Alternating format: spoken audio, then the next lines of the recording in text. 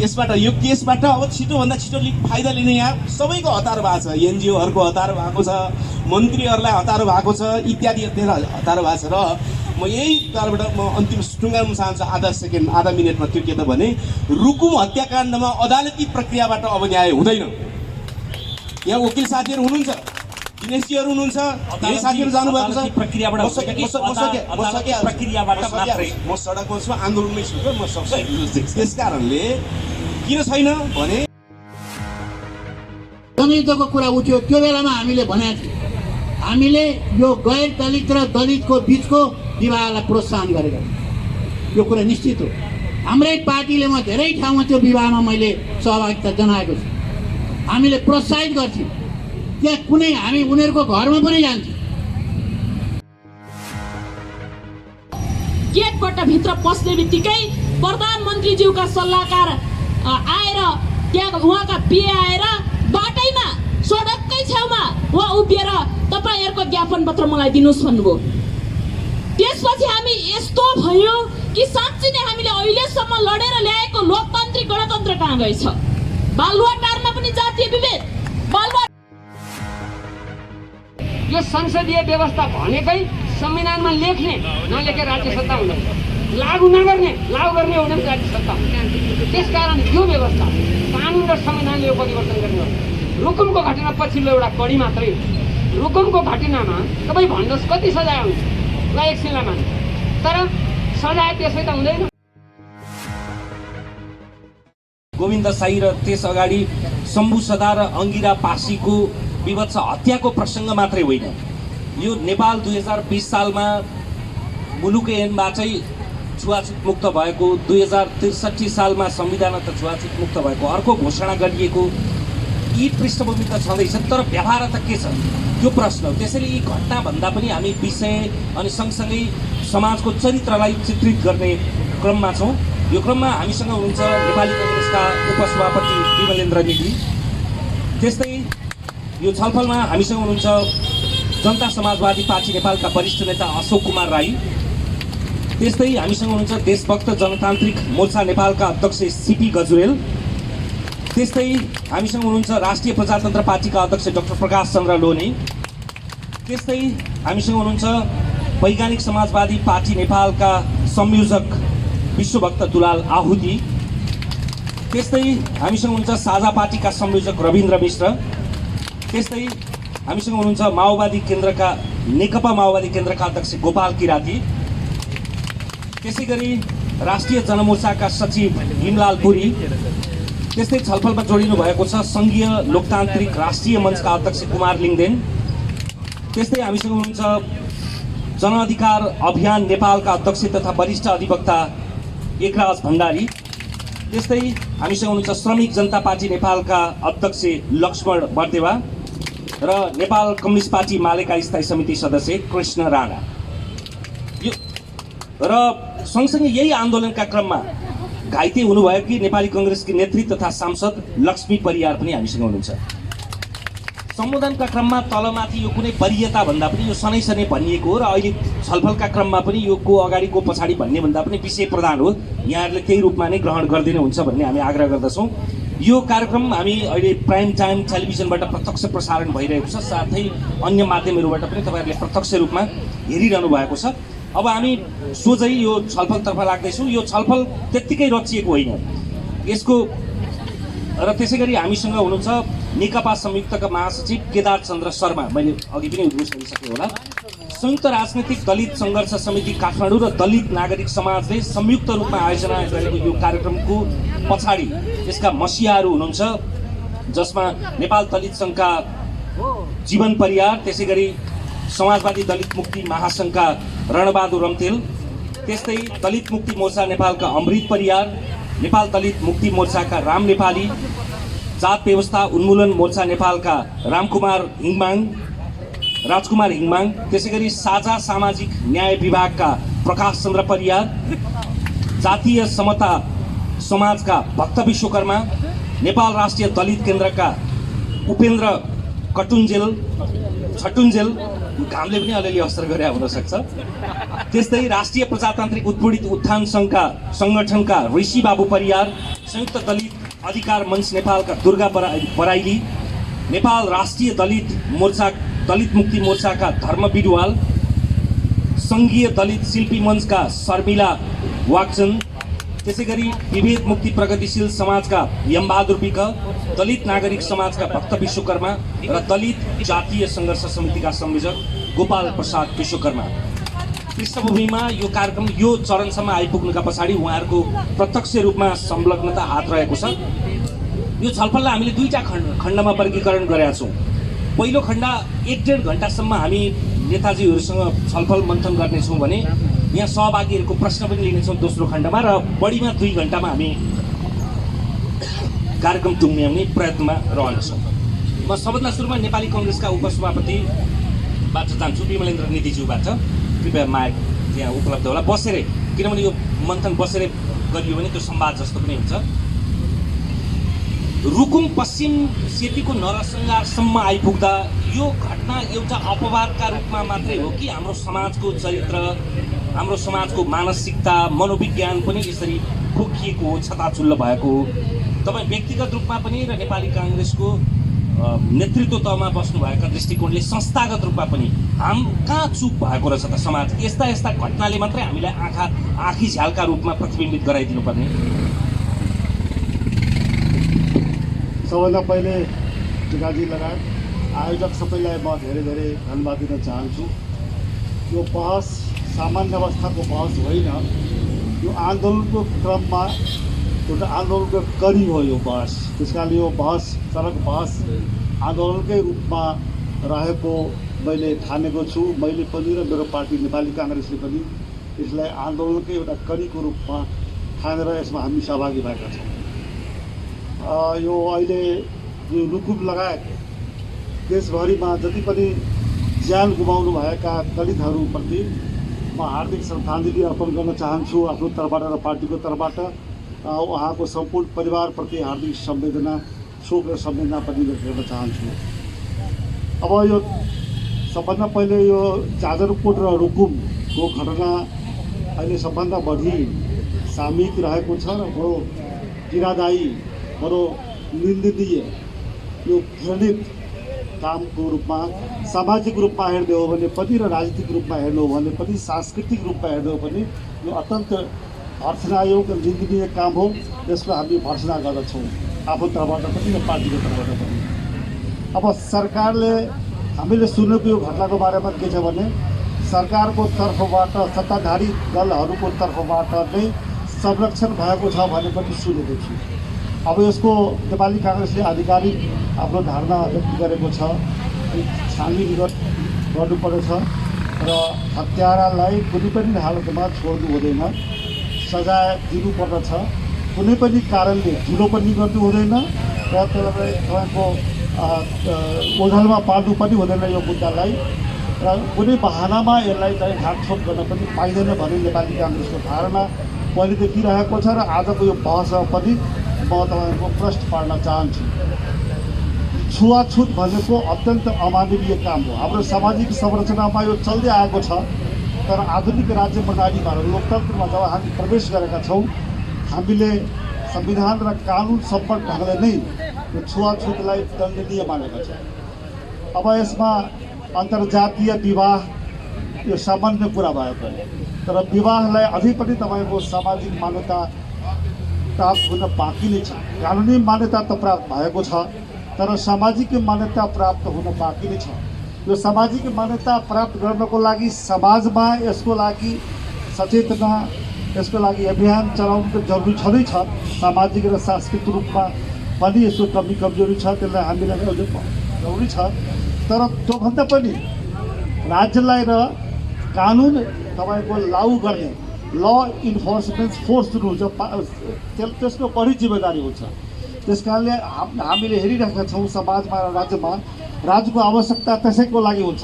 कानुन हामीले बनाइसकेपछि हामीले त्यो कानुनलाई लागू गर्ने जिम्मेवारी दिएका हुन्छौँ राज्यको विकासहरूलाई, सङ्गठन संरचनाहरूलाई। त्यो सबभन्दा पहिलो जिम्मेदारी त्यसको हुन्छ। त्यहाँ चाहिँ सरकार चुकेको छ धेरै घटनाहरूमा। यो घटनामा त सोझै चुकेको छ, तपाईँको मारेर नदीमा फालिदिएको छ।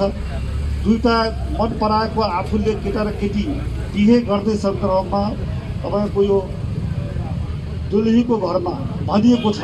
अब त्यस्तो हिसाबमा गएर राज्य तपाईँको त्यसमा उपस्थित नहुनु, राज्यले नियन्त्रण नगर्नु, राज्यले तपाईँको त्यसको उचित हेरचाह नगर्नु, अहिलेसम्म पनि राज्यले त्यसको कुनै खास योभन्दा पहिले पनि निर्मला हत्याकाण्ड भएको छ, अहिलेसम्म उजागर भएको छैन। अहिलेसम्म त्यसको अपराधीहरू पत्ता लगाएको छैन, त्यसलाई सजाय दिएको छैन। त्यस कारण अहिलेको यो सरकार, कम्युनिस्ट सरकार जुन छ, त्यसलाई हामी त्यसको भूमिकालाई हेर्ने हो भने 1-1.5 वर्षपछि 2.5 वर्षको कति हुन थाल्यो, त्यसको भूमिकालाई हेर्ने हो भनेदेखि त्यो सरकारले कुनै पनि किसिमको काम नियन्त्रण गर्न काम गरेको छैन। जतिसुकै अपराध गरे पनि, जतिसुकै भ्रष्टाचार गरे पनि त्यसलाई ढाकछोपै गर्ने आफ्नै कार्यकर्ता भन्ने बढी दिक्कत छ र त्यसको नियन्त्रणको लागि, त्यसको त्यसलाई दल दिनको लागि कुनै काम गरेको छैन। त्यस कारणले म इसारा हेर्दैछु तपाईँको छुट्याउनको लागि भनिदिनुहुन्छ यहाँ समन्वयकार मोडरेटरले। त्यस कारणले म पहिलो सन्दर्भमा के भन्न चाहन्छु, नेपाली काङ्ग्रेस दलित आन्दोलनको पक्षमा छ। नेपाली काङ्ग्रेस पार्टी एउटा कुरा भनेर टुङ्गाउन चाहन्छु, संविधानमा त अहिले आएर आरक्षण भयो, दलितको ऋषिजीले भन्नुभयो। नेपाली काङ्ग्रेस पार्टी कुनै पनि राजनीतिक दलहरू मध्येमा नेपाली काङ्ग्रेस पहिलो पार्टी हो जो आफ्नै पार्टीमा पनि तपाईँको आरक्षणको सिद्धान्तलाई संरचनामा लागू गरेको छ। दलित जनजाति, महिला, मधेसी, कर्णाली कदम जम भनेर हामी लागू गऱ्यौँ। त्यो बेलादेखि दलितलाई हामीले वैधानिक रूपमा लिएछौँ। संविधानमा पछि आएको छ। बिपी कोइरालाको पालादेखि कानुनमा नलेखे पनि, पार्टीको विधानमा नलेखे पनि नेपाली काङ्ग्रेसको नेतृत्वमा थियो भने अहिले पनि केन्द्रीय सदस्य हाम्रो 6-7 वटा केन्द्रीय सदस्य छँदै हुनुहुन्छ। आगामी विधानमा त हामीले पदाधिकारीको उपलब्ध लागि पनि आरक्षण गरेका छौँ। अरू कुराहरू फेरि मौका दिनुहुन्छ भने पछि बोल्ला। धन्यवाद। 14जना पक्का भएको यो दुर्लभ संयोग भएका कारणले र सम्भवतः विमलेन्द्र निधि जस्तै अझ उहाँलाई पनि उछिनेर समयको पाबन्दी बुझिदिनुहुन्छ भन्ने आगामी वक्ताहरूबाट त्यो अपेक्षा पनि गर्दै यसलाई अझ खँदिलो बनाउनलाई मैले अघि पनि भनेको छु, वरियता भन्दा पनि यो विषय केन्द्रित र यो मुद्दा केन्द्रित भएका कारणले म सोझै आउतीजीसँग आउँछु।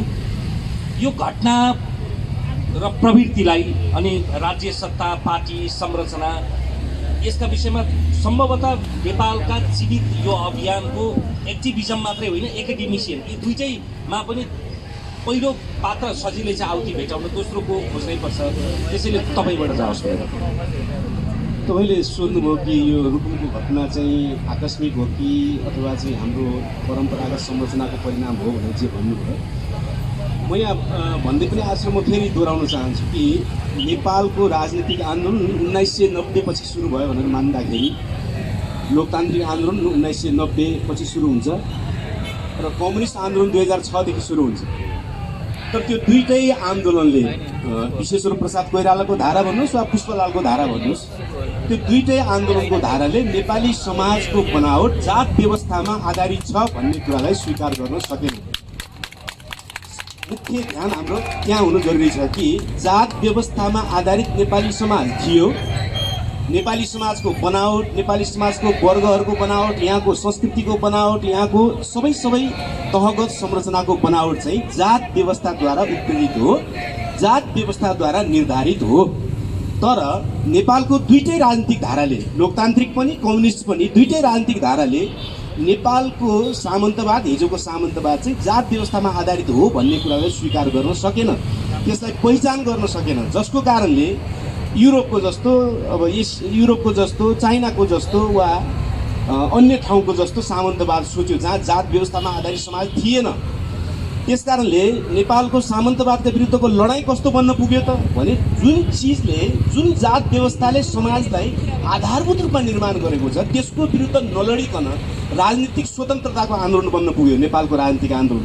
जसको कारणले परिणाम के भयो त भने 2050-52 सम्म आइपुग्दा त नेपालका सबै पार्टीहरू, कम्युनिस्ट पार्टीहरू पनि र लोकतान्त्रिक धाराका पार्टीहरू पनि आफै जात व्यवस्थाद्वारा निर्मित हुन पुगे। आफै तिनीहरूको केन्द्रीय समिति हेऱ्यो भने, तिनीहरूको तहसम्म, गाउँ समितिसम्म हेर्न पुग्यो भने चाहिँ स्वाभाविक रूपमा तिनीहरूको पार्टीको बनावट नै जात व्यवस्थामा आधारित हुन पुग्यो। अब 46 पछि जब राजनीतिक पार्टीहरूको युग सुरु भयो त जब पार्टी नै जात व्यवस्थामा आधारित थियो त त्यसले लोकसेवा आयोग कस्तो बनाउँथ्यो, त्यसले पुलिसको नियुक्ति कस्तो गर्थ्यो, त्यसले अदालतमा न्यायाधीश को पठाउँथ्यो, कसरी पठाउँथ्यो होइन। त्यसकारण समग्र राज्य नै जात व्यवस्थामा आधारित थियो हिजोदेखि र अहिलेसम्म पनि आधारभूत रूपमा जात व्यवस्थामा आधारित समाज छ। त्यसलाई स्वीकार नगर्नु नेपालको राजनीतिक आन्दोलनको दुर्भाग्य वा गल्ती हो। त्यस कारण समाजमा जस्ताको तस्तै थियो, त्यसलाई हामीले केही कानुन बनाएर छैन भनिदियौँ, कानुन बनाएको भरमा हामीले हल गर्छौँ भनिदियौँ। जात व्यवस्थालाई हामीले केवल छुवाछुत भेदभावको स्तरमा मात्रै खुम्चाइदियौँ, कुरा त्यस्तो थिएन। हरेक पार्टीभित्र अत्यधिक बहुमत कसै कुनै समूहको मात्रै हुने भनेको के हो? त्यो छुवाछुतको 1000 गुणा बढी छुवाछुत हो। त्यो 1000 गुणा बढी 70-80% कर्मचारीहरू, उच्च पदस्थ कर्मचारीहरू खास समूहबाट मात्रै आइराख्ने भनेको के हो? त्यो छुवाछुतभन्दा 1 लाख गुणा बढी भेदभाव हो त्यो।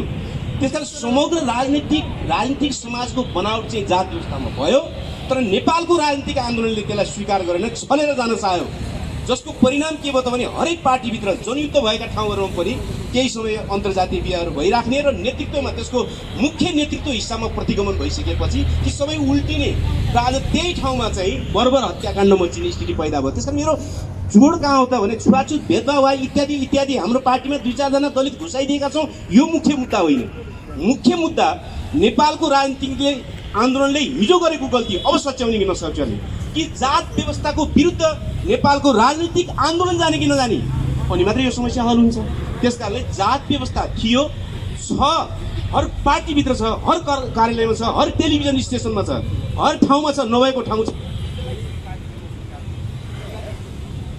उनको आमालाई जबरजस्ती लगेर ल्याप्चे लगाउने यो किन भइराखेको छ? र सिङ्गो समाजलाई अझ यहाँ हामी आज चाहिँ यहाँ धेरै पार्टीका साथीहरू छौँ, धेरै मान्छेहरू छौँ, तर म भन्न चाहन्छु यदि जात व्यवस्था हाम्रो दिमागमा व्यवस्थित ढङ्गले बसेको थिएन भने रुकुम हत्याकाण्डपछि यो कम्तीमा पनि अमेरिका जस्तो त हुनु पर्थ्यो, त्यसको 10% त हुनु पर्थ्यो, भएन। किन भएन भने हामी आन्दोलनमा प्रतिनिधित्व गरिदिनेतिर गयौँ, प्रतिनिधित्व गरिदिने म पनि छु है भनेर देखाउनेतिर गयौँ।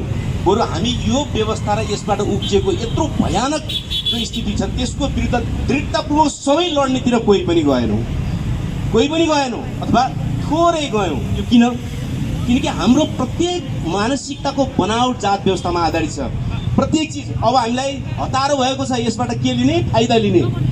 यसबाट यो केसबाट अब छिटोभन्दा छिटो फाइदा लिने यहाँ सबैको हतार भएको छ, एनजिओहरूको हतार भएको छ, मन्त्रीहरूलाई हतार भएको छ, इत्यादि हतार भएको छ। र म यही कारणबाट म अन्तिम टुङ्गाउन चाहन्छु आधा मिनटमा। त्यो के त भने रुकुम हत्याकाण्डमा अदालती प्रक्रियाबाट अब न्याय हुँदैन। यहाँ वकिल साथीहरू हुनुहुन्छ, दिनेशजीहरू हुनुहुन्छ, धेरै साथीहरू जानुभएको छ। म सडकमा छु, आन्दोलनमै छु, म सक्छु। त्यस कारणले किन छैन भने पोस्टमार्टम रिपोर्ट उल्टो बनाइएको छ, प्रकृति मुचुल्का उल्टो बनाइएको छ, पुलिस थानामा गरेको बयानको कुनै अर्थ थिएन, अदालतमा आएपछि बयान सबै फेरिएका छन्। त्यत्रो मान्छेको हत्या भएको छ तर 2टा भाँचिएको लौरा बाहेक केही पनि फेला परेको छैन। यसको अर्थ के हो भने लगातार अब मान्छे छोड्ने यात्रा सुरु हुनेवाला छ। 4-5 वर्षपछि सबै अपराधीहरू छुट्नेवाला छन्। त्यसकारणले आन्दोलन बाहेक अर्को कुनै विकल्प छैन। राजनीतिक पार्टीहरूका नेताहरूले यहाँ प्रतिनिधित्व गर्ने मुख्य कुरा होइन मेरो कुरामा, पार्टी सिँगै त्यो विषयमा आन्दोलन आउने कि नआउने, नेपाली काङ्ग्रेस सिँगै पार्टी आन्दोलन आउने कि नआउने, राप्रपा नेपाल अथवा राप्रो प्रकाश चन्द्र दाईको पार्टी नै आउने कि नआउने, उहाँको दलित मात्र किन आउने हो आन्दोलनमा? किन आउने हो उहाँको दलित मात्र? होइन मेरो विचार, सिँगै पार्टी यो विषयमा आन्दोलन आउने नआउने, सिपी गजुरेलजीको पार्टी आउने कि नआउने, एमसिसीमा भनेपछि सबै उफ्रिन जान सक्ने यो विषयमा चाहिँ सिँगै पार्टी आउनु नआउने किन? प्रश्न त क्या हल गर्नु पर्यो नि।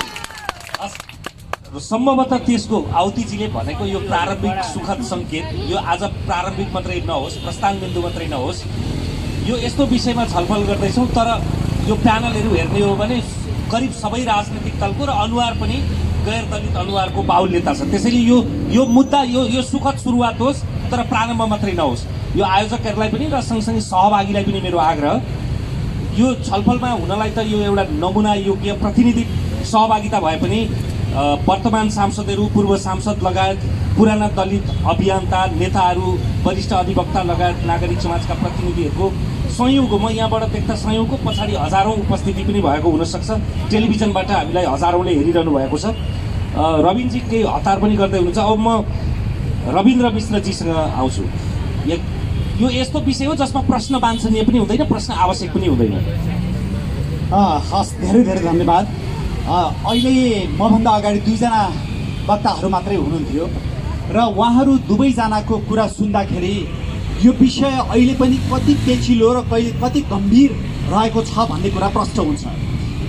विमलेन्द्र निधिजीले भन्नुभयो बिपी कोइरालाले नेपाली काङ्ग्रेस स्थापना गरेदेखि नै हामीले यो विषयलाई अत्यधिक महत्त्व दिएका छौँ र हाम्रो पार्टीमा पनि त्यसै गरी आरक्षणको व्यवस्था गरेका छौँ भनेर भन्नुभयो।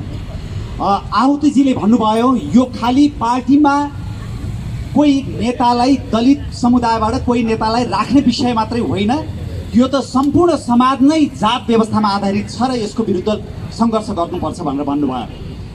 मलाई लागिराखेको के हो भने गएको 50, 60, 70 वर्षमा यो देशलाई नेतृत्व गर्ने पार्टीका नेताहरू यहाँ अग्रपङ्क्तिमा हुनुहुन्छ। आज अघि आहुतिजीले भनेको जस्तै एमसिसीको बारेमा छलफल हुँदैछ, तर त्यो पार्टीबाट एकजना प्रतिनिधि यो सडक बहस कार्यक्रममा उपस्थित नहुनुले नेपालका कम्युनिस्ट र आफूलाई समाजवादी भन्ने नेताहरूले कसरी यो विषयलाई हेरिरहेका छन् भन्ने कुरा स्पष्ट हुन्छ।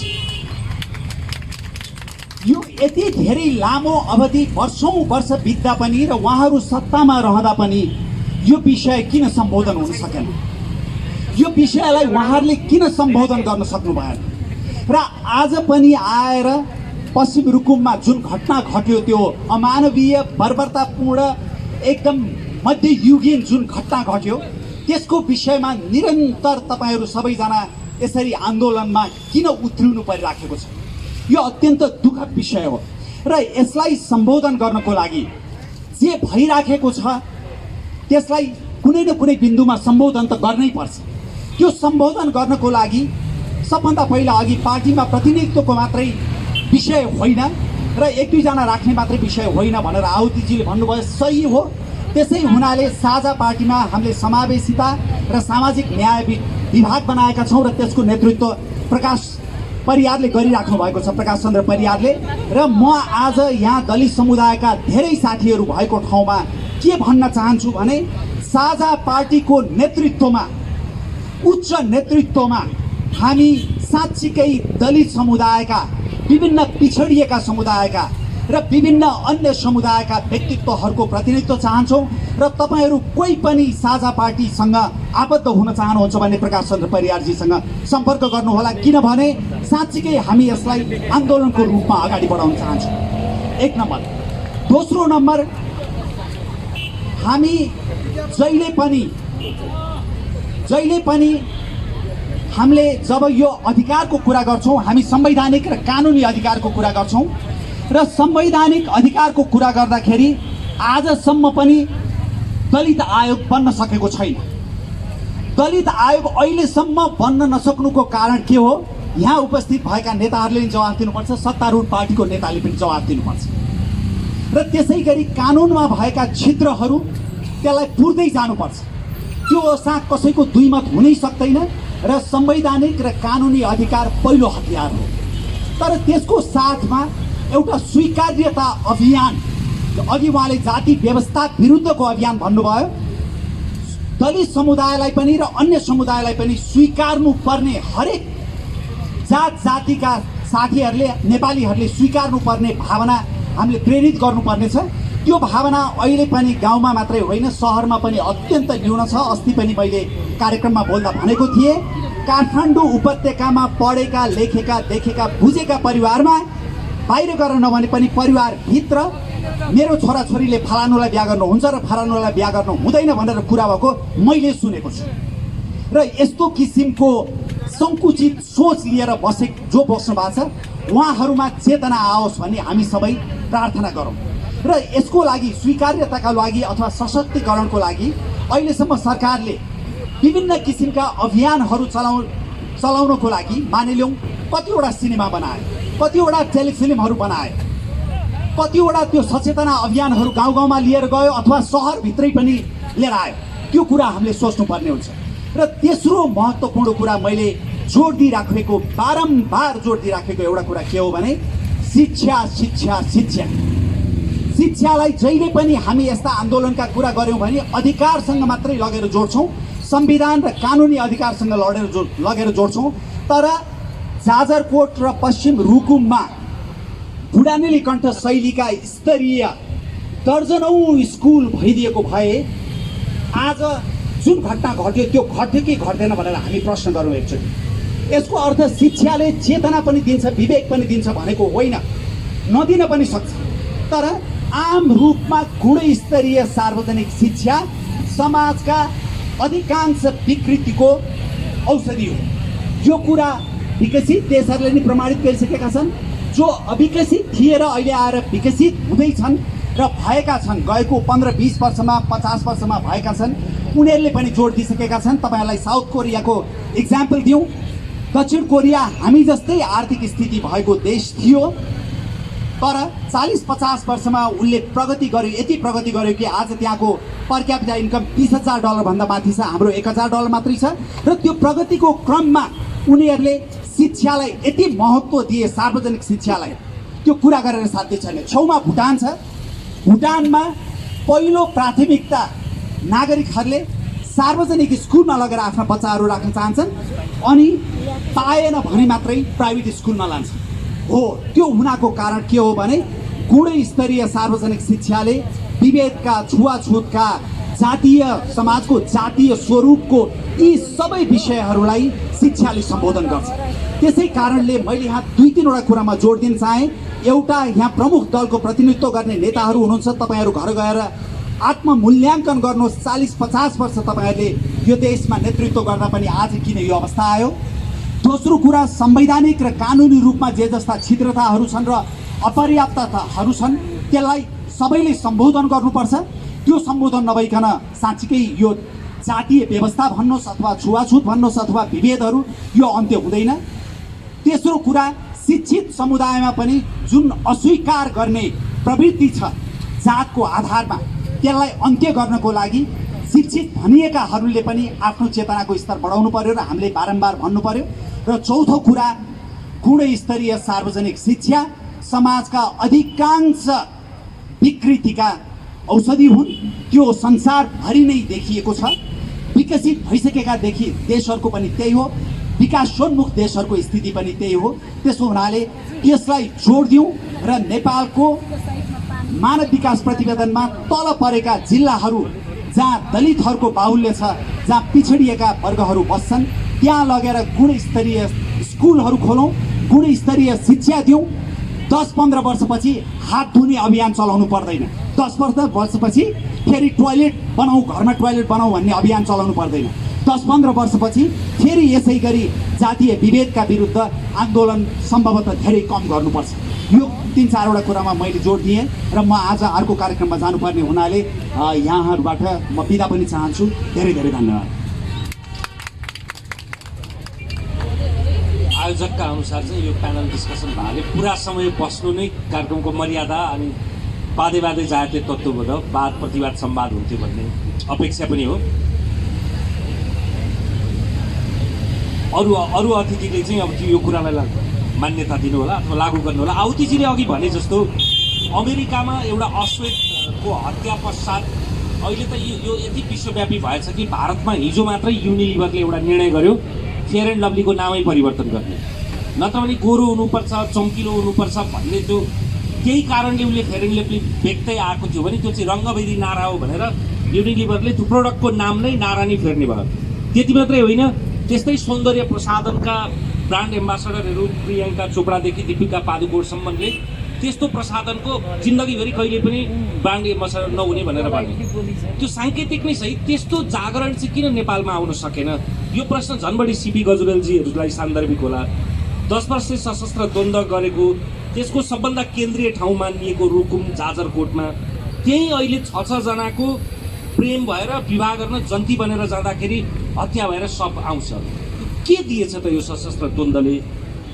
यसले त चेतनालाई उत्तेजना, विवेकलाई आवेग मात्रै दियो कि के दियो?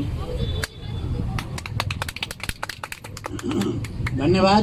सबभन्दा पहिले त यो दलित आन्दोलनका अग्रणी नेताहरूले सबै पार्टीहरूलाई एक ठाउँमा ल्याएर यो विषयमा छलफल गराउनु हो।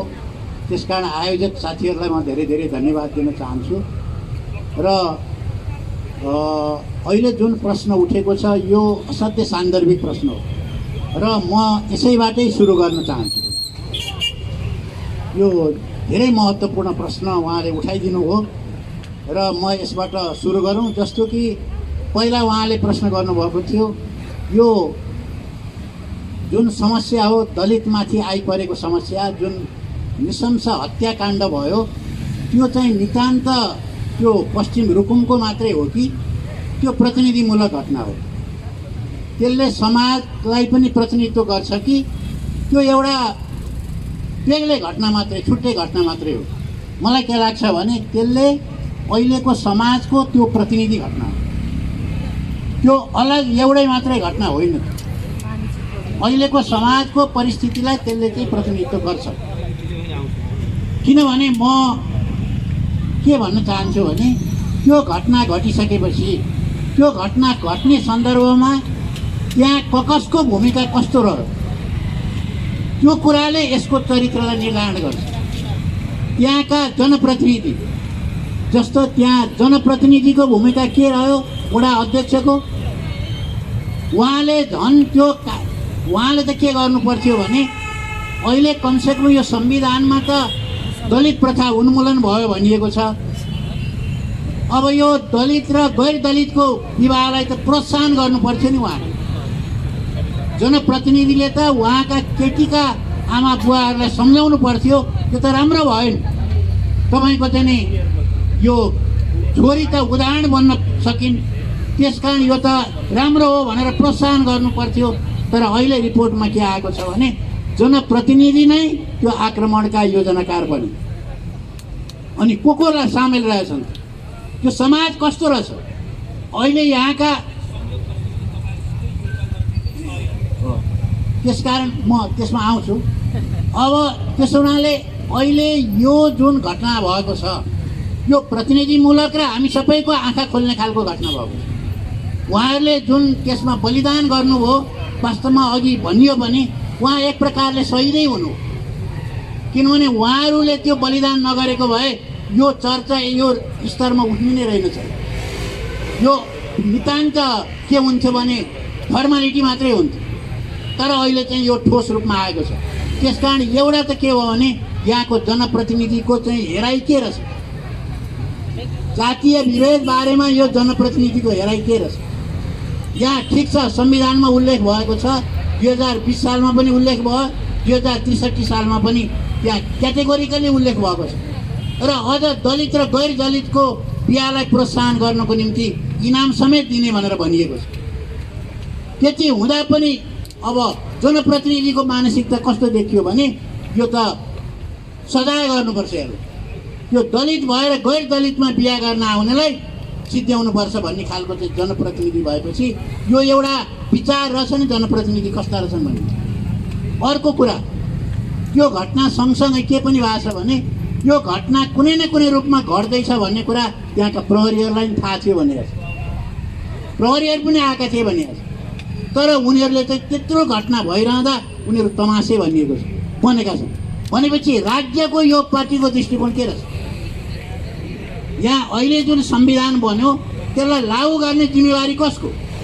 त्यो जनप्रतिनिधिको होइन, त्यो उल्टो गरी लागू गरिदिने, झन् आफै योजनाकार बन्ने, त्यो हत्याकाण्डको त्यो विवाहलाई सम्पन्न गराउने भूमिका जसले खेल्नु पर्थ्यो यो राज्यको अङ्गको रूपमा, त्यसले उल्टो भूमिका खेल्यो।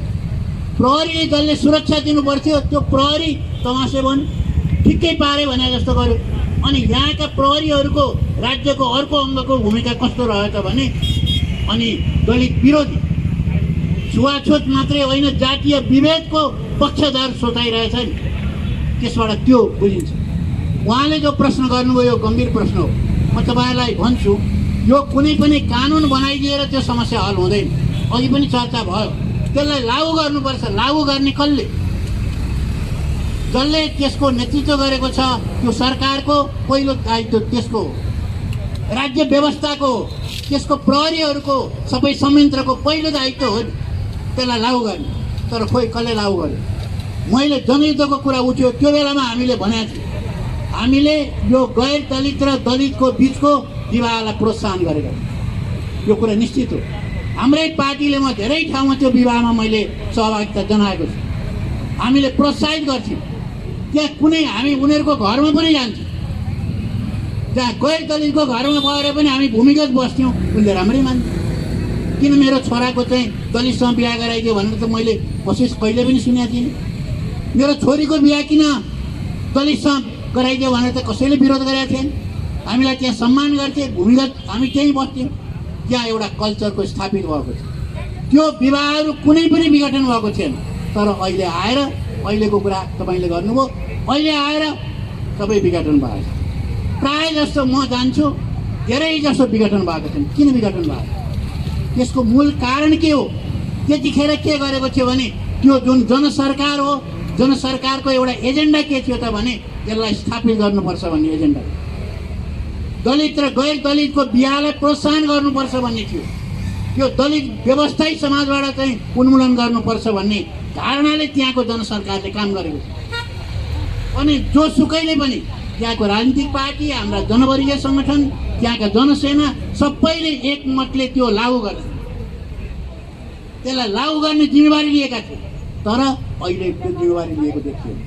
किन लागू भयो त्यतिखेर भने त्यो कारणले हो। अहिले किन उल्ट्यो? त्यही रुकुममै पनि त जनयुद्धको एउटा किल्लै मानिन्छ। पश्चिम रुकुममा त्यो घटना जुन घट्यो त्यो ठाउँबाट पनि गए हिँड्या होला। म त व्यक्तिगत रूपमा त चिन्दिनँ, तर निश्चय पनि हिँड्या होला। तर अहिले किन उल्टियो भने त्यो माथिबाटै उल्ट्यो, प्रतिक्रान्ति भयो। त्यसै हुनाले हामीले प्रतिक्रान्ति भन्यौँ। यहाँ हामीलाई यहाँ धेरैजना साथीहरूले, हाम्रा समर्थकहरूले के भन्नुहुन्थ्यो भने तपाईँहरूले चाहिँ यो प्रतिक्रान्ति किन भन्नुहुन्छ? कम्युनिस्ट पार्टीको शासन आएको छ, एउटा ठुलो कम्युनिस्ट पार्टी बन्दैछ, समाजवाद लागू हुँदैछ, तपाईँहरू चाहिँ त्यो कम्युनिस्ट पार्टीमा किन सामेल नभएर तपाईँ बाहिर हिँडिरहनु भएको छ भनेर भन्थ्यो नि हामी। हो, हामीले के भनेको थियौँ भने प्रतिक्रान्ति भइसकेको छ, अहिले त्यो क्रान्तिलाई उल्टाउने काम भएको छ, त्यसकारण हामी त्यहाँ समावेश हुँदैन भनेको छौँ हामी। अहिले प्रतिक्रान्ति भएको छ, सारा चिज उल्टिया। त्यसकारण पहिलाका जुन विवाहहरू हुन् ती चाहिँ दलित र गैर दलितको बिचको विवाह पनि उल्टिएको छ। त्यसकारण म के भन्छु भने उहाँले आउतीजीले ठिक कुरा उठाउनु हो। यो कुनै दलितले एउटा आएर प्रतिनिधित्व गराइदिने मात्रै कुरै होइन, यो आन्दोलनको विषय हो। हाम्रो पार्टीले त यसलाई आन्दोलनकै विषय मानेको छ। अहिले यहाँ हाम्रा दलित नेताहरू पनि हुनुहुन्छ, यो उसमा राम नेपाली, यहाँ चाहिँ टेकबहादुरजीहरू यहाँ सामेल पनि हुनुहुन्छ। तर यसको अर्थ उहाँहरूलाई चाहिँ छुट्याइदिएर अरू सबै पार्टी अर्कातिर लाग्ने भन्ने त्यस्तो होइन। आन्दोलनको विषय यसलाई बनाउनुपर्छ। यो त प्रमाणित भएको तथ्य हो कि जुन बेला नेपालमा चाहिँ जनसरकार बनेको थियो त्यतिखेरको माओवादी पार्टीको नेतृत्वमा, त्यो जनसरकार बन्दा चाहिँ त्यो लागू हुने, राम्रोसँग लागू हुने, त्यहाँ सबैले स्वीकार गर्ने। तर त्यो उल्टिने बित्तिकै, प्रतिक्रान्ति हुने बित्तिकै सबै बिहा उल्टिने के भयो हो। त्यसकारण कुरा के हो भने जुन पार्टीले त्यो नीति ल्याउँछ सबभन्दा पहिले उसले लागू गर्नु पर्यो, व्यवहारमा लागू गर्नु पर्यो। त्यो पुरै संयन्त्र त्यसमा लाग्नु पर्यो, त्यहाँ राज्य व्यवस्था लाग्नु पर्यो। राज्य व्यवस्था चाहिँ उल्टो काम गर्ने, अनि त्यो एजेन्डा कहाँबाट लागू हुन्छ? अहिले यो हुन नसकेको कारण त्यही हो। र यसबाट हामीले के शिक्षा लिनुपर्छ भने अब सम्पूर्ण आन्दोलनको एउटा प्रमुख एजेन्डा अहिले दलित उत्पीडनलाई हामीले बनाउनै पर्छ। र अनि आन्दोलनलाई अगाडि बढाइयो भने यसको समाजमा यसलाई उल्टाउने हरकत कसैले गर्न नसक्छ। त्यो परिस्थिति खराब हो भने यो लागू हुन्छ। यदि लागू गर्न सकिएन भने यो लागू हुँदैन, यो औपचारिकता मात्रै हुन्छ। र अनि बारम्बार हामीले यस्ता घटना सुन्न भोग्नुपर्छ, त्यस्तो नहोस्। र हाम्रो पार्टी यसमा प्रतिबद्ध छ। म त के भन्छु भने जनयुद्ध गरेर नेतृत्व गरेर आएको पार्टीले लागू पनि गरेको अभ्यास र त्यसको अनुभव पनि भएको हुनाले म के भन्छु भने नेपालमा लागू गर्न सकिन्छ। तर प्रतिक्रान्ति गर्नेहरूले यसलाई लागू गर्न सक्दैनन्। क्रान्तिको नेतृत्व गर्नेहरूले यसलाई लागू गर्न सक्छन्। हामीले गरेर पनि देखाएकै हौँ। म अहिले यहाँहरूसँग यति नै कुराहरू राखेँ। धन्यवाद। सिपी गजुरेलजीले भने जस्तो ठ्याक्कै विडम्बना चाहिँ के भयो भने त्यो क्षेत्रमा सँगै सशस्त्र युद्ध गर्ने अहिलेका वडाध्यक्ष मात्रै होइन, गृहमन्त्री भइसकेका संसदमा जनार्दन शर्माले समेत अर्को पक्षको अर्गेनाइज गरेका कारणले यस्तो समस्या आएको। अब म डाक्टर प्रकाश चन्द्र लोहनीसँग जान्छु। डाक्टर लोहनीले राज्य सत्तामा बसेर 4 दशक त प्रत्यक्ष रूपमा नै भोक्ता र साक्षीका रूपमा हुनुहुन्छ। सक्रिय राजतन्त्र, पञ्चायत, प्रजातन्त्र, लोकतन्त्र, गणतन्त्र जे जार्गन प्रयोग गरौँ, यी सबै बेहोर्दाखेरि हामी यो जुन जातीय छुवाछुत र दलितको आन्दोलनमा छौँ नि, यो गुणात्मक रूपमा यसले केही न केही सुधार भएको छ कि छैन, कि जस्ताको तस्तै छ? पहिलो कुरो त मलाई यहाँ आज बोल्ने मौका दिनुभयो, यसको लागि आयोजक मित्रहरूलाई म धन्यवाद दिन चाहन्छु। र नवराजको जुन किसिमले हत्या गरियो, नवराज र उसका साथीहरूको जुन किसिमले हत्या गरियो, त्यो विभत्स हत्या गरियो, त्यसको बारेमा राज्यले न्यूनतम जिम्मेवारी पनि पुरा गर्ने हो भने त्यसको बारेमा यथार्थता ल्याएर राज्यले अपराधीहरूलाई हदैसम्मको अहिलेको कानुनले हदैसम्मको सजाय चाहिँ चाँडोभन्दा चाँडो उनीहरूलाई दिनुपर्छ। यो त मिनिमम कन्डिसन हो। हेर्नुहोस्, अहिले नेपालको उहाँले मलाई धेरै लामो कुरा गर्नुभयो, तिन चार पटक चाहिँ मन्त्री भइसक्यो, यताउताको भनेर भन्नुभयो। कुरो हो पनि फेरि, नभए पनि होइन, त्यति बेला कपालैबाट देख्नुहुन्छ सेतो पनि भइसकेको छ। हाम्रो देशमा राजनैतिक आन्दोलन भयो तर सामाजिक आन्दोलन भएको छैन। सोशल रेभोल्युसन र पोलिटिकल रेभोल्युसनमा फरक छ। पोलिटिकल रेभोल्युसन अमेरिकामा जर्ज वाशिङटनले गरे, नयाँ राष्ट्र खडा गरे, तर त्यो सामाजिक क्रान्ति थिएन। किनभने जर्ज वाशिङटन जसले लिबर्टी, इक्वालिटी र पर्स्युट अफ ह्याप्पिनेस, स्वतन्त्रता, समानता र जिन्दगीमा बाँच्ने, आनन्दसित बाँच्ने हाम्रो लक्ष्य हो भन्ने कुरा जुन संविधानको पहिलो दर्शनसित, उनीहरूको विधि र प्रक्रियासित असन्तोष त्यसलाई नमाने पनि त्यसमा रहेका सामाजिक क्रान्तिका तत्त्वहरूलाई मजबुत मान्छेले समर्थन गरे। तर यहाँ के देखियो भनेर भने माओवादी पनि जब सत्तामा आइसकेपछि, जब अवतरण गरिसकेपछि के देखियो भनेर भनेदेखि न समाजवादको चाल, न पुँजीवादको चाल, न बाघ चाल, न बुद्धि चाल, जसरी भए पनि गोटीहाल, खल्टीमा गोटीहाल भेटिन्छ। यसमा गएर उनीहरूको ल्यान्डिङ भयो। त्यो सामाजिक क्रान्तिको जुन वेग थियो त्यो वेग हरायो। कता गयो कता? र अहिले त्यो कुरा गर्न पनि उहाँहरूलाई लाज लाग्छ। के भनेर भन्ने अब? त्यो बेलामा यत्रा मान्छेहरू, दलितहरूले जुन लिबरेसनको लागि भनेर सङ्घर्ष गरेर रगत दिए, पसिना दिए, सङ्घर्ष गरे, तिनीहरूलाई के भन्ने? के मुखले भन्ने? के कुरा भन्ने? वास्तवमा क्रान्ति भन्नुहोस् या के भन्नुहोस्, जुन आफूले लिएको लक्ष्य थियो, जुन आफूले लिएको सामाजिक रूपान्तरण, नेपालको समाजको सामाजिक रूपान्तरण गर्छु भन्ने जुन लक्ष्य थियो, कि त त्यो लक्ष्यप्रति प्रतिबद्धता नै थिएन, कि त समय परिस्थितिले गर्दा त्यसलाई उठाएर ल्याएको थियो। यत्रो आन्दोलनहरू त भयो नि त भनेर भन्नु होला तपाईँ भन्दाखेरि हो, केही परिवर्तनका सम्भावना होइनन्। जनजातिको आन्दोलन भयो, मधेस आन्दोलन भयो, आफ्ना आफ्ना ठाउँबाट। तर नेपालमा दलित आन्दोलन अहिलेसम्म भएको छैन। नेपालमा यदि दलित आन्दोलन साँच्चीकै भएको भए आज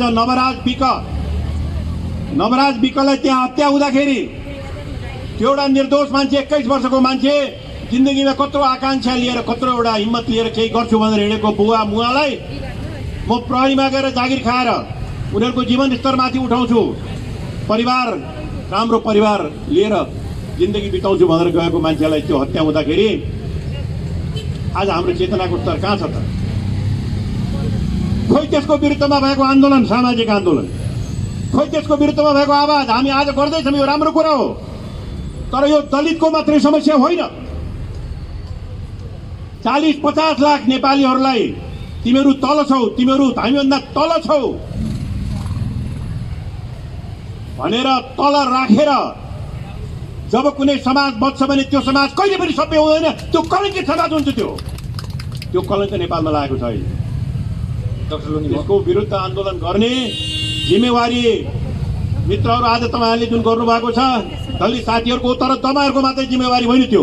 तपाईँहरूलाई साथ दिने अरू सबै नेपालीहरूले, चाहे मधेसी हुन्, चाहे जनजाति हुन्, चाहे खसारी हुन्, जोसुकै हुन्, सबैले साथ दिएर एउटा रूपान्तरण गर्ने प्रक्रियामा जानुको लागि नवराज विकको जुन हत्या भएको छ त्यसले त्यतापट्टि हामीलाई सन्देश दियोस् र त्यो अभियानमा कपाल फुलेको भए पनि प्रकाश चन्द्र लोहनी तपाईँहरूसित साथमा रहन्छ, अघितिर रहन्छ, तपाईँको साथै बोलेर आउँछ। यही कुरा तपाईँहरूलाई भन्दै बिदा हुन्छु। धन्यवाद। बिदा भन्दा पनि यो संवादको ढाँचा हो। मैले चाहिँ अब बिचमा तपाईँले कपाल फुलेको पनि भन्नुभयो। म जन्मिनुभन्दा अगाडि मन्त्री भइसकेँ, मैले बिचमा रोक्न पनि मिलेन तपाईँलाई।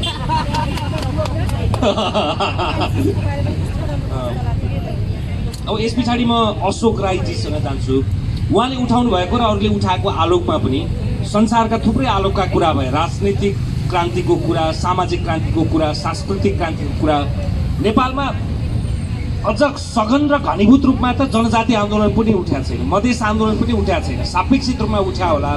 तर यो दलित आन्दोलन त्यो घनत्वमा नउठ्नुका पछाडि के, जबकि जनसाङ्ख्यिक रूपमा 13-14% जनसङ्ख्या छ। धन्यवाद छ टिकारामजी। आयोजक साथीहरूलाई धन्यवाद दिन चाहन्छु। म सम्बद्ध रहेको पार्टी आन्दोलनमै छ, यहाँहरूसँगै छ र आगामी दिनमा पनि रहन्छ। यो सडक बहसलाई काठमाडौँ यो पानतारे होटलको अगाडिपट्टि मात्रै होइन, यहाँ गऱ्यौँ ठिक छ, तर यहाँ मात्रै होइन, यसलाई हामीले देशव्यापी रूपमा लग्न सक्नुपर्छ। त्यो चाहिँ नि योजना यहाँहरूले बनाउनु भएकै होला भन्ने मलाई विश्वास छ। किनकि यो रुकुममा भएको घटना खालि एउटा कानुन व्यवस्थासँग सम्बन्धित घटना मात्रै होइन,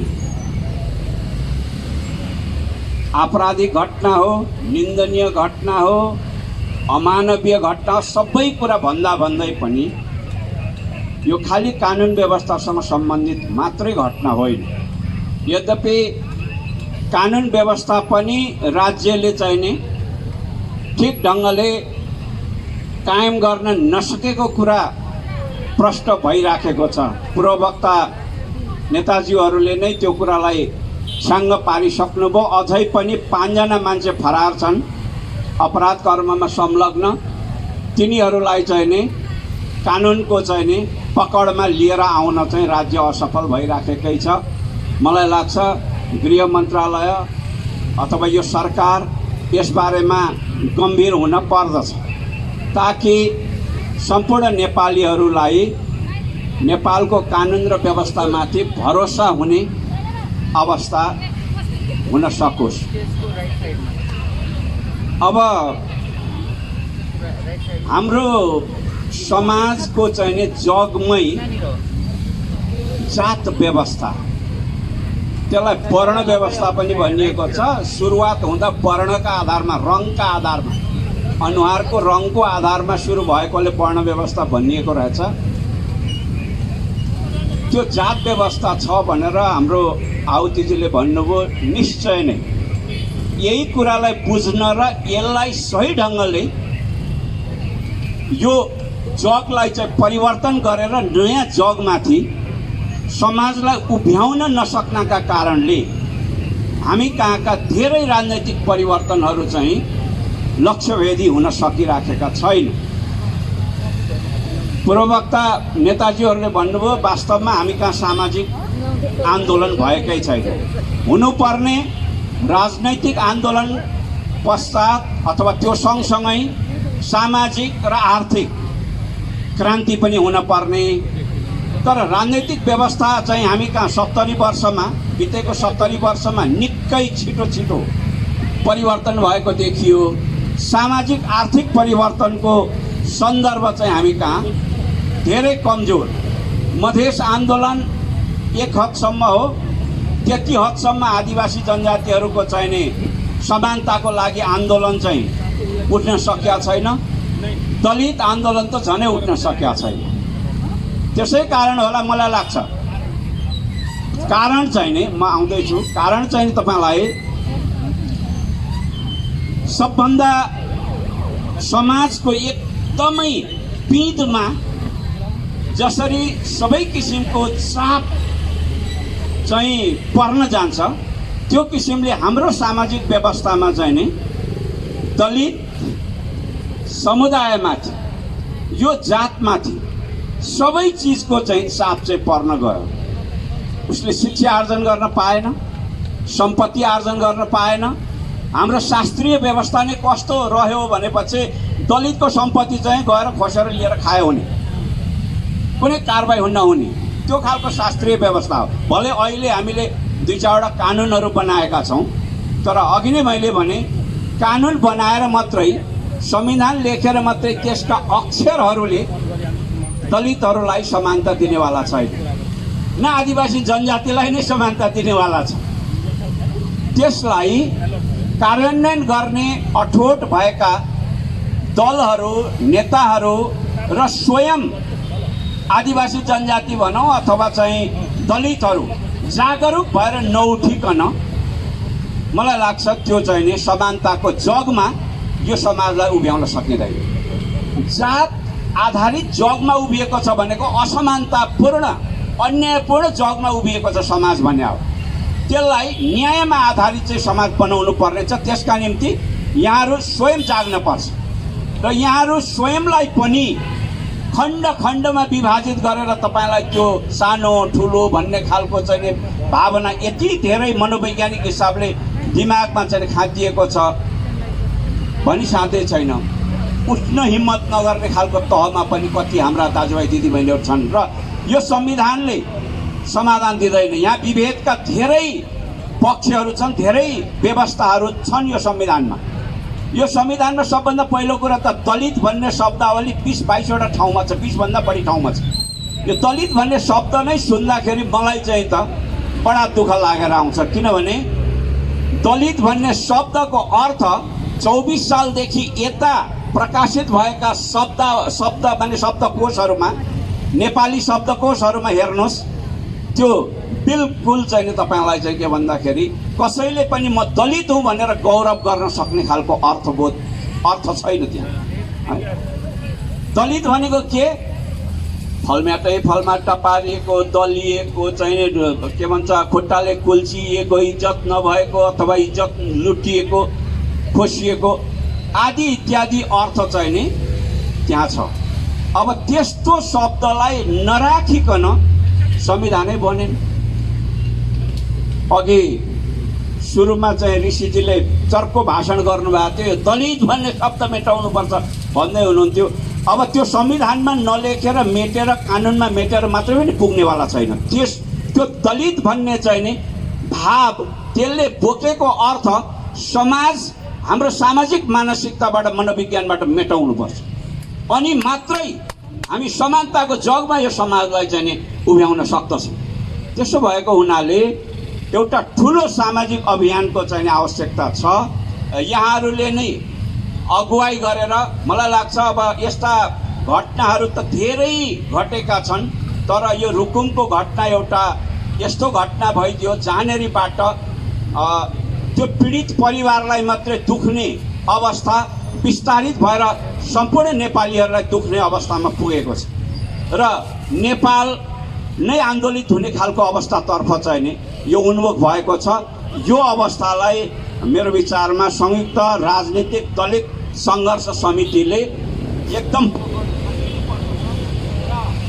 अधिकार अभियानका अध्यक्ष एकराज भण्डारीज्यूलाई आग्रह गर्दछु। यति बेला हामी यो सडक बहसमा छौँ। अघि भने जस्तै यो काठमाडौँको नयाँ बानेश्वरको 5 तारे होटलको सम्मुखमा र यो तपाईँहरूले प्राइम टाइम्स टेलिभिजनबाट प्रत्यक्ष प्रसारण पनि हेरिरहनु भएको छ र विभिन्न माध्यमबाट पनि हामीलाई प्रत्यक्ष हेरि र सुनिरहनु भएको छ। भण्डारीजी, सबभन्दा पहिला त यो जुन खालको आन्दोलन छ, यो मानवता विरुद्धको आन्दोलन, यसप्रति म र हाम्रो जनअधिकार अभियान नेपालको समर्थन छ। हामी ऐक्यबद्ध जाहेर गर्छौँ र आन्दोलनमा हिँड्छौँ र यसको अन्त्यसम्म जहिलेसुकै पनि हामी एकाकार भएर हाम्रो मेरो सबैको एजेन्डा हो भनेर अगाडि बढ्छौँ। यो प्रतिबद्धता मेरो हो। वास्तवमा सिङ्गो राज्य सत्तासँग जोडिएको विषय कुरा अहिले रुकुममा आएर यो देखियो। किनभने 2020 सालमा नेपालमा कानुन आयो छुवाछुतको अन्त गरेर, तर आज 2020देखि आज यत्रा दिनसम्म आज 50, 55, 57 वर्ष पछि पनि किन यो जस्ताको तस्तै गयो? म भारतको उदाहरण दिन्छु। 70 वर्षभन्दा पहिला भारतको संविधान बन्यो। भारतको संविधान बन्दाखेरि अम्बेडकर र महात्मा गान्धीको एउटा कुरा मिलेन। महात्मा गान्धीले वर्ण व्यवस्थालाई यथावत राख्नुपर्छ भन्ने, जबकि महात्मा गान्धी पनि छुवाछुतको विरोधी थिए। तर अम्बेडकरले वर्ण व्यवस्थालाई अन्त गर्नुपर्छ भनेर आफ्नो कुरा राखे र संविधान बनाइयो। जब संविधान भारतको संविधान बनाइसकेपछि दलित समुदायले पानी पिउन नपाइने एउटा नदीमा गएर भीमराव अम्बेडकरकै नेतृत्वमा पानी पिउन गए दलित समुदाय। त्यहाँ उपल्लो जात भनिनेहरूले ढुङ्गामुढा गरेर आक्रमण गरे। त्यसपछि दुवै पक्षको भिडन्त भयो। भिडन्तमा पुलिसले भन्यो, भीमराव अम्बेडकरजी तपाईँको पक्षलाई तपाईँ रोक्नुहोस्, हामी यता अर्को पक्षलाई रोक्छौँ। तर भीमरावले रोक्न खोजे, रोकिएन। दलित समुदाय ठुलो आन्दोलन आयो।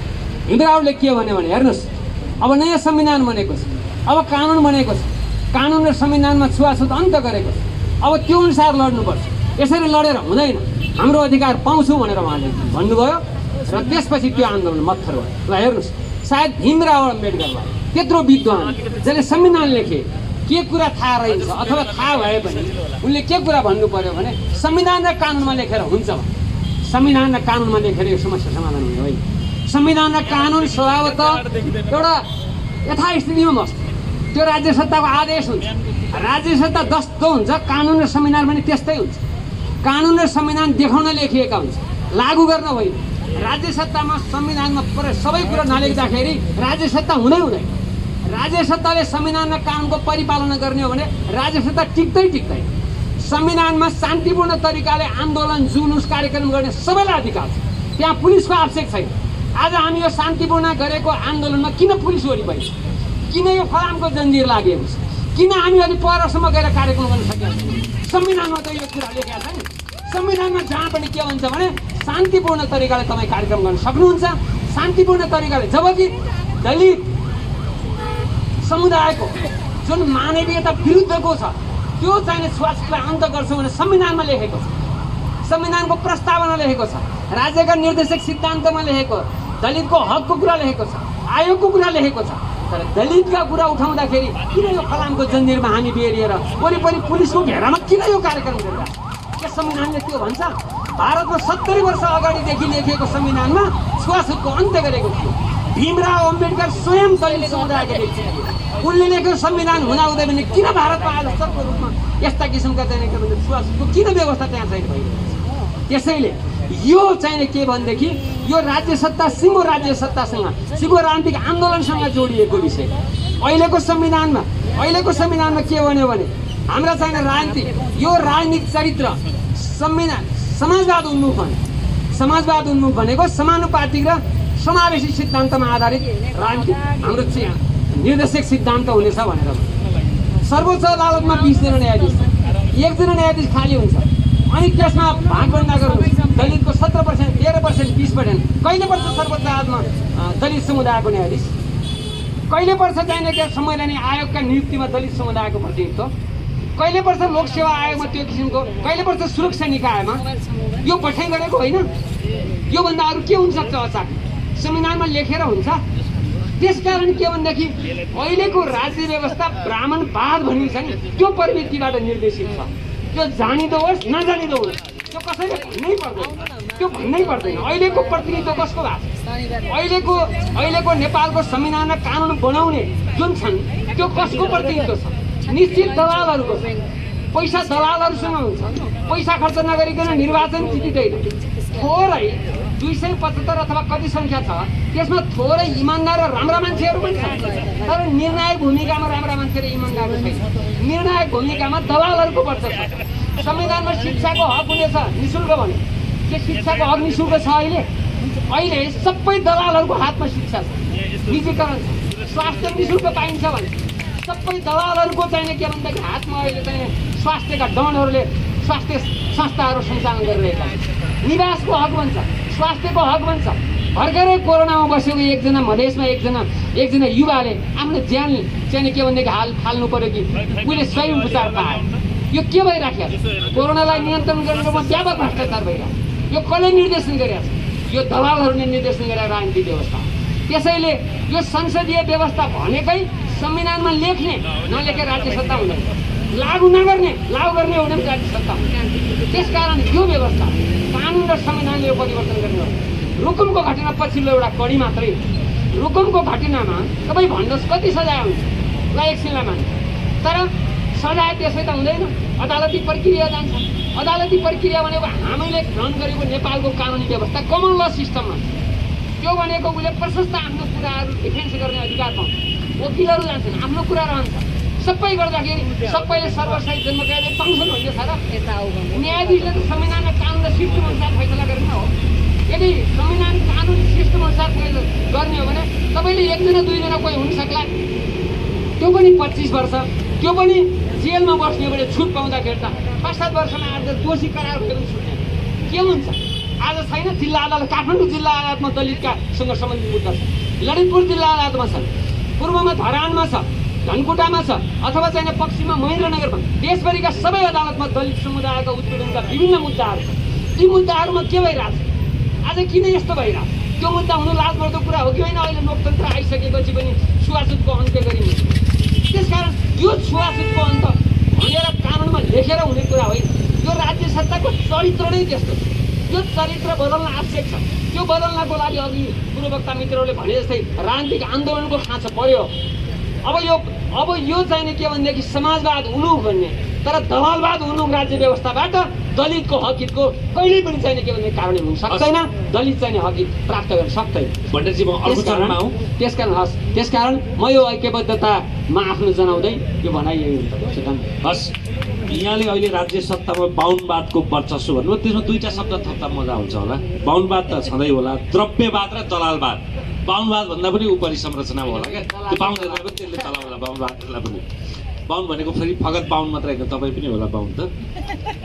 अघि एभरेस्ट होटलको सङ्घारमा भन्यो, त्यो त एउटा प्रतीकात्मक कुरा हो। त्योभन्दा पनि ठुलो चाहिँ सरकारले तोकेको निषेधित क्षेत्रको अन्तिम सीमा र अझ हामीले चुनेर पठाएका प्रतिनिधिहरूको स्थल संसद भवनको सङ्घारमा हामीले दिन खोजेको सङ्केत चाहिँ त्यो हो। निषेधित क्षेत्रको अन्तिम सीमा र संसद भवनको सम्मुखमा गरेको यो कार्यक्रम सबै राजनैतिक दलको हामीले बोलाएको त सबैलाई थियो, को आयो को आएन र कसले कति महत्त्व दियो कसले दिएन भन्ने कुराको पनि अर्थ होला। अब यस पछाडि म गोपाल किरातीजीसँग जान्छु। गोपाल किरातीजीलाई पनि प्रश्न गरिरहनु परेन, यी आएकै विषय नछुटेको पाटोमा समयको पाबन्दीलाई ख्याल गर्दै। आयोजक साथीहरू र उपस्थित सबैका लाल सलाम। अब सुरुमा टिकारामजीले जो प्रश्न राख्नुभयो, यो रुकुममा नवराज विश्वकर्मा लगायतमाथि जुन घटना घट्यो त्यो कर्तव्य हो या भवितव्य हो भन्ने प्रकारको प्रश्न राखियो। हामीले के बुझेका छौँ भने त्यो स्वतः कर्तव्य ज्यानको चाहिँ सामूहिक हत्याको घटना हो, भवितव्य होइन।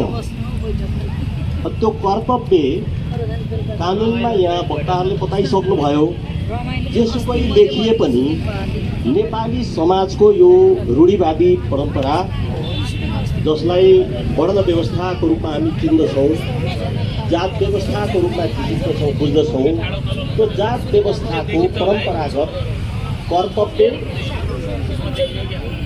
मैले गोपालजीलाई रोकेँ, डाक्टर लोनीको पनि बिचमा 4 बजे अन्त जरुरी मिटिङ भएका कारणले उहाँ निस्किनु भयो। कर्तव्य सामूहिक हत्या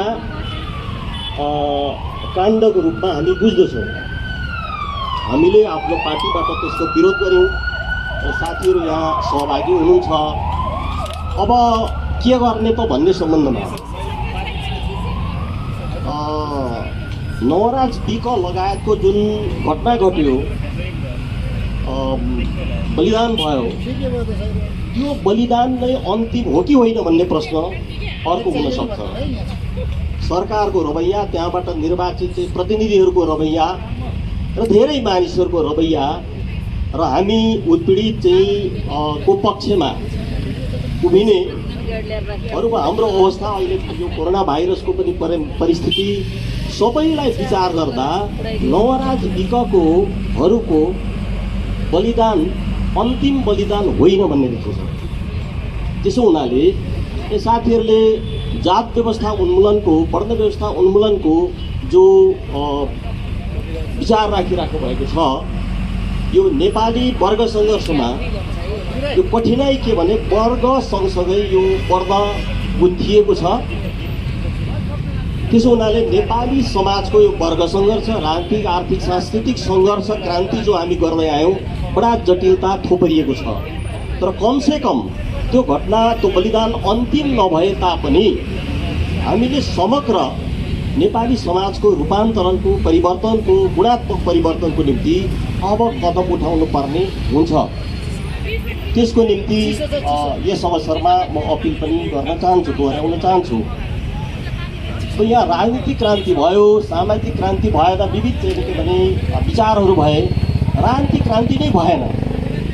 राजनीतिक आन्दोलन गरियो, थोरै सुधारो भयो, क्रान्ति नेपालमा भएको छैन। क्रान्ति भइदिएको भएदेखि यस्तो हुँदैन थियो, हुन खोजेको थियो, छेउछाउमा हामी पुगेका थियौँ, पुर्याइएको थियो त्यहाँ। तर त्यहाँ वक्ताहरूले बताइसक्नुभयो, खास गरी गौरव कमरेडले, प्रतिक्रान्ति भइगयो। त्यसो हुनाले राजनीतिक क्रान्ति त बाँकी छ।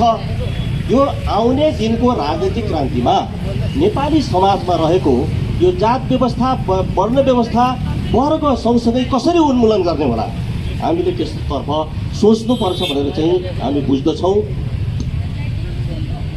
अब यो कहाँबाट थाल्ने भन्ने सम्बन्धमा यो संविधानमा, ऐन कानुनमा जो लेखिएको छ, दलितको अधिकारको यो नवराजनीतिकको रुकुमको घटना एउटा भयो, मुख्य घटना भयो। त साथसाथै दलित जनताले, नागरिकलाई उपलब्ध गराइएको ऐन कानुनमा भएका जति पनि अधिकारहरू छन्, व्यवस्थाहरू छन्, त्यसको कार्यान्वयन राज्यद्वारा कसरी गराउने, राज्यलाई कसरी गराउने, त्यसको निम्ति हाम्रो यो संयुक्त दलित सङ्घर्ष समितिले त्यो गरि नै राखेको छ।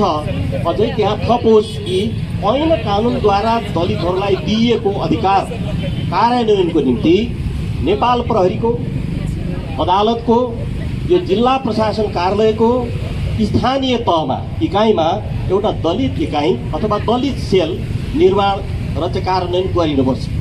मोटामोटी त्यो नेपाल प्रहरीमा जो महिला सेल इकाइ खडा गरेको हामी सुन्दछौँ, दलितको कम्तीमा त्यहाँ त्यो गराउनु पर्यो, जसले ती नागरिकहरूलाई ऐन कानुनले उपलब्ध गराएको अधिकार दिलाउन, प्रत्याभूत गर्न सकोस्। अब अर्को त यो अन्तिम बलिदान त्यो होइन भनिसकेपछि दलित आन्दोलन भएकै छैन भनियो, वक्ताहरूद्वारा अर्को विभिन्न भएकै छैन भनियो, समग्रमा गर्नुपर्छ। र त्यसको निम्ति चाहिँ अब कुखुराको डिम्बाबाट चल्ला निस्किन्छ, हामी सबै किसानहरूलाई थाहा छ। तर त्यो डिम्बाभित्रको चल्ला आफैले डिम्बा फुटाएर निस्कनुपर्छ। जसले डिम्बा फुटाएर निस्किन्छ त्यो भालेपोथी चल्ला कुखुरा भयो। जसले डिम्बा फुटाएर निस्कन सक्दैन, सुली भयो। त्यो नेपाली समाजको श्रमिक, पीडित जाति, जनजाति, मधेसी, दलित हामी पूर्ण अवस्थामा अहिले छौँ भने त्यो डिम्बाभित्रको चल्लाको अवस्थामा छौँ। त्यसो हुनाले त्यो डिम्बा फुटाउने ऊर्जा, सामर्थ्य आफ्नो ठाउँबाट हामी सबैले प्रदर्शन गर्नुपर्छ र दलित समुदायले निश्चित रूपमा गर्नुपर्छ। म के मात्रै थपिहालौँ यस अवसरमा भने, दलितको भने जस्तो आन्दोलन नेपालमा किन उठ्न सकेको छैन भन्दा एउटा उत्पादन सम्बन्धको विषय भयो। उत्पादन सम्बन्ध बाँधेको छ, जात व्यवस्था, यो वर्ण व्यवस्था अन्तर्गत त्यो छ। अर्को चाहिँ के भने अब चेहरा हेरेर, जात थर सुनेर, हेरेर, बुझेर मात्रै त्यसको कुरा मान्ने, विश्वास गर्ने, पत्याउने यो जात व्यवस्थाले हामीलाई त्यो मानसिकता बनाइदिएको छ।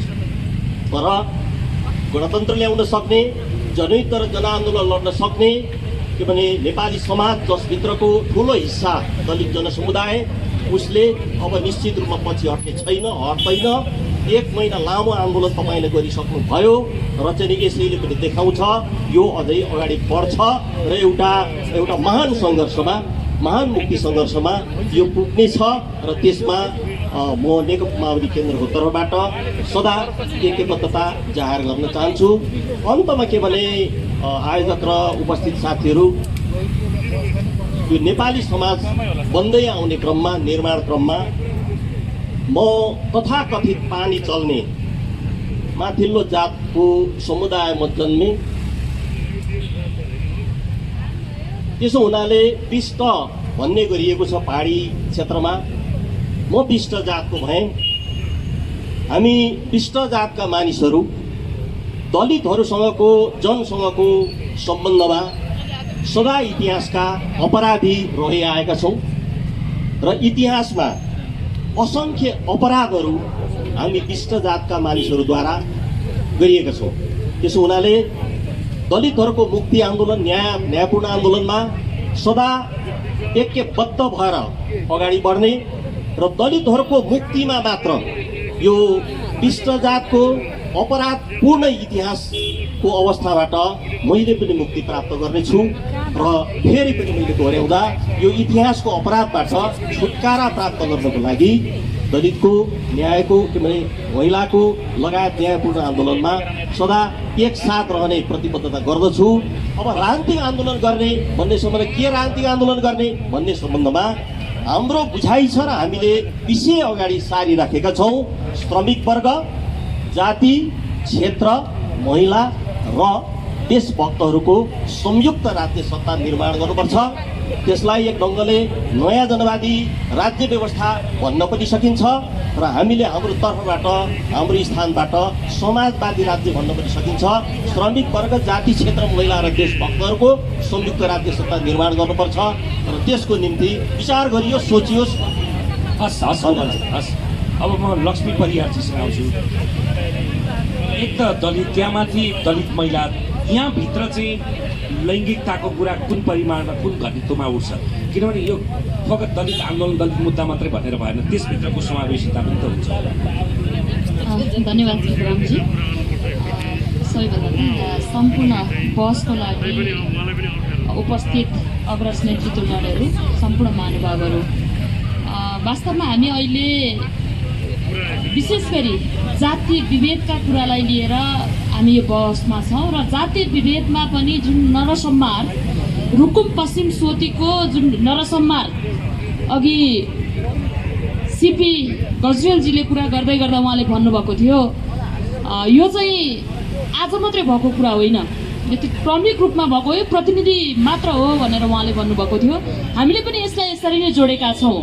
तर जुन रुकुममा भएको यो घटना छ, यो घटना चाहिँ पहिलो हो। यसरी जातीय विभेदका कारण 6 जनाको एकै ठाउँमा मृत्यु, मारेर फालिएको यो पहिलो घटना हो।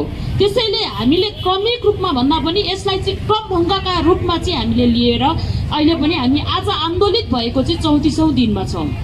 त्यसैले यो जातीय विभेदसँग चाहिँ हामी जुन जातीय विभेदका कारण भइरहेका कुराहरूलाई जोड्दै अब यहाँ महिलाको कुराहरू पनि उठाउनु भयो। समग्रतामा हेर्ने हो भनेदेखि महिलाहरूलाई दोस्रो दर्जाको नागरिकको रूपमा अहिले पनि सम्बोधन गरिरहेको बेलामा यो भित्र पनि त्यो एउटा संस्कार, त्यो संरचना त्यो हुन्छ नै।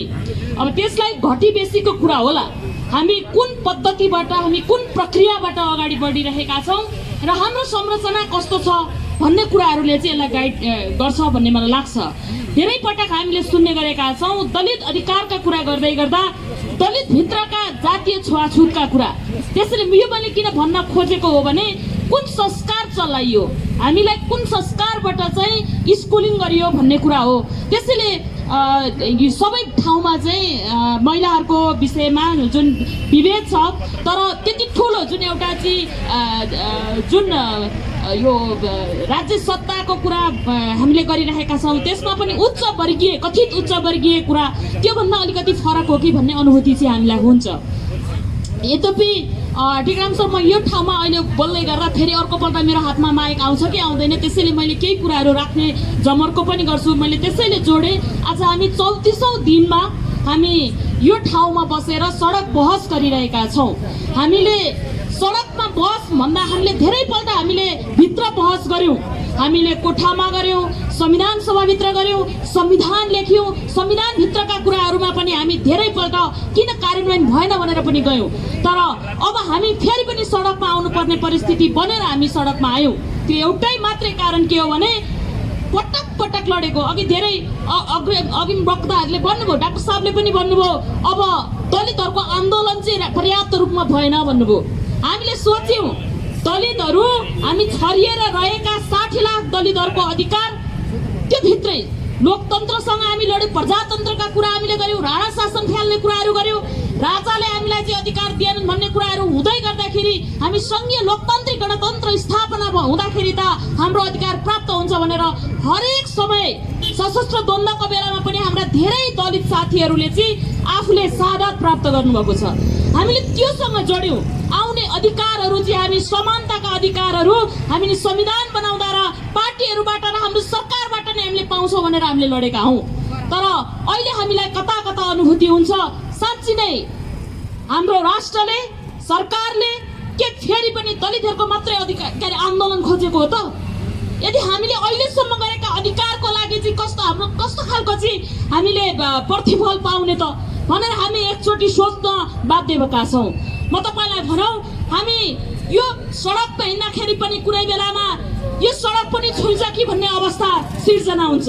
सरकारले त्यो खालको अवस्था सिर्जना गरेको छ। अहिले सडकमा हिँड्दै गर्दाखेरि सडक छुइने अवस्थामा हामी त्रसित भएर यो सडकमा हिँड्नुपर्छ।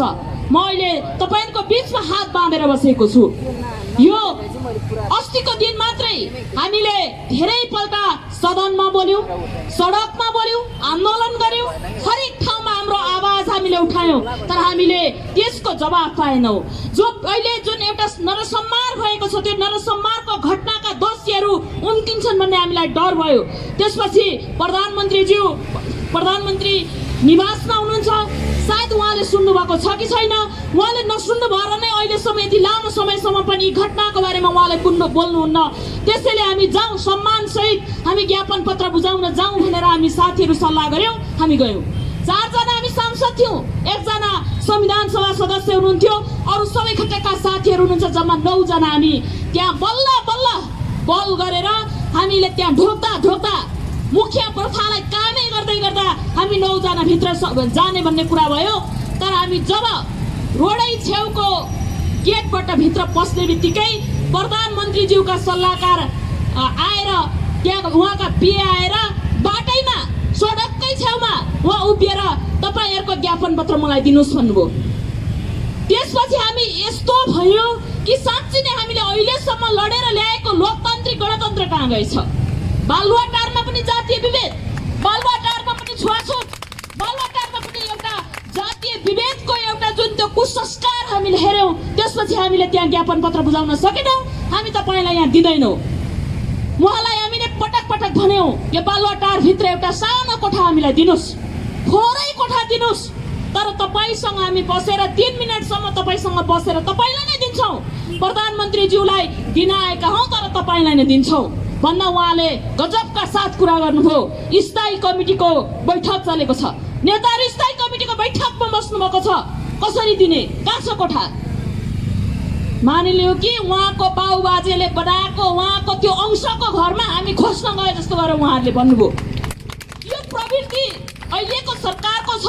त्यसैले आज हामीले यहाँ नेतृत्वहरूसँग हामीले के भन्न खोजिरहेछौँ भने अहिले सबै हाम्रो यहाँ नेतृत्वहरू बस्नु भएको छ, उहाँहरूले हामीलाई आन्दोलनमा सहयोग गर्नुभएको छ।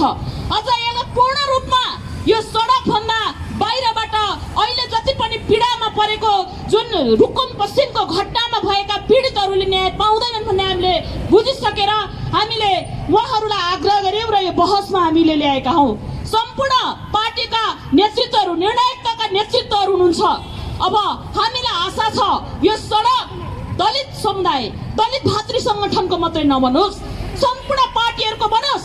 सम्पूर्ण पार्टीहरूले साँच्चै नै यो विभेद र यो कुसंस्कारलाई अन्त्य गर्नको लागि, विशेष गरी अहिले भएको नरसंहारका पीडितहरूलाई न्याय दिनको लागि सम्पूर्ण पार्टी एक ठाउँमा आउनको लागि र प्रतिबद्धता सहित सहभागिताका कुरा हुनुपर्छ भनेर हामी यस ठाउँमा आयौँ। म अन्तमा के भन्न चाहन्छु भने अहिले रुकुमको घटना सँगसँगै अङ्गिरा पासी जो एउटा बालिका रूपन्देहीमा उनलाई बलात्कार गरियो। बलात्कार भइसके पछाडि त्यहाँ गाउँका मान्छेले उनलाई जो बलात्कारी छ उसलाई जिम्मा लगाए, उनलाई पनि मारे। त्यो घटनाको बारेमा पनि अहिले हामी आवाज उठाएका छौँ। त्यहाँ पनि एउटा दलित महिलालाई मारिएको छ, दलित बालिकालाई मारिएको छ, त्यहाँ पनि न्याय दिने खालको कुरा भएको छैन। अघि साथीहरूले भन्नुभयो त्यो जनकपुरमा प्रहरी कस्टडीमा बसेको एउटा युवालाई प्रहरीबाट नै मारिएको भन्ने कुराहरू छ, तर उनलाई विभिन्न किसिमको तोडमोड गरेर त्यो अपराधीलाई पनि उम्काउने कुरा भइरहेको छ। त्यसैले आज सम्पूर्ण दलितहरू 77 जिल्लाका न्याय प्रेमी साथीहरूको अहिले साँच्ची नै सबै दिमाग योतिर खट्केको बेलामा आज हामीले हेरेका छौँ त्यति ठुलो कुरा उठाउने मानव अधिकार कर्मीहरू, विशेष गरी नागरिक समाज, जुन दलित समुदायभन्दा बाहिरका नागरिक समाजहरू, मूलधारमा भएका नारीहरूको आवाज कता गएको छ हामी हेर्दैछौँ। यो त तिम्रो हो, तिमीले गर, तिमीले हेर, त्यसले हामीलाई आज पीडा दिएको छ। म त्यसैले फेरि पनि आग्रह गर्न चाहन्छु, यो राष्ट्रको मुद्दा हो, यो राष्ट्रले हेर्नुपर्छ र सम्पूर्ण पार्टीले आफ्नो मुद्दा बनाउनुपर्छ भन्ने कुरामा हामी आग्रह गर्दै फेरि पनि विभेद जताततै छ, तर विभेद घटी बेसी कहाँ हो भन्ने कुरामा विशेष गरी दलित समुदाय अहिले हामी मान्छे बन्नका लागि सडकमा आएका छौँ। अहिले मान्छे भनिएको छैन दलित समुदायलाई, मान्छे बनाउनको लागि सबैजना लाग्नुपर्ने अवस्था छ। संविधान लेखिँदो रहेछ, कानुन लेखिँदो रहेछ, लेखिएको कागजले कार्यान्वयन गर्दैन। जो सरकारमा गएको छ, जो निर्णायक तहमा छ, उनीहरूले गर्नुपर्छ। त्यसैले त्यो गराउनको लागि फेरि पनि यहाँहरू सबैलाई आग्रह गर्दै बिदा हुन्छ। धन्यवाद। हामीले संवादको शैली भने पनि 14-15 जनाको उपस्थिति नै आफैमा एउटा काफी हो। त्यो संवाद, अभिव्यक्ति, उद्गार पनि संवाद हो। तर म दर्शक दीर्घामा रहनेहरूमा पनि आउँछु, त्यो प्रतिबद्धता छ। सीमित प्रश्न लिए पनि धेरै कुरा आइसकेका छन्। अब चाहिँ साँच्चीकै समय पाबन्दीलाई ख्याल गरिदिनु होला। अब आगामी वक्ताहरूले एकदमै छोटोमा नेकपा संयुक्तका महासचिव केदार चन्द्र शर्माजी।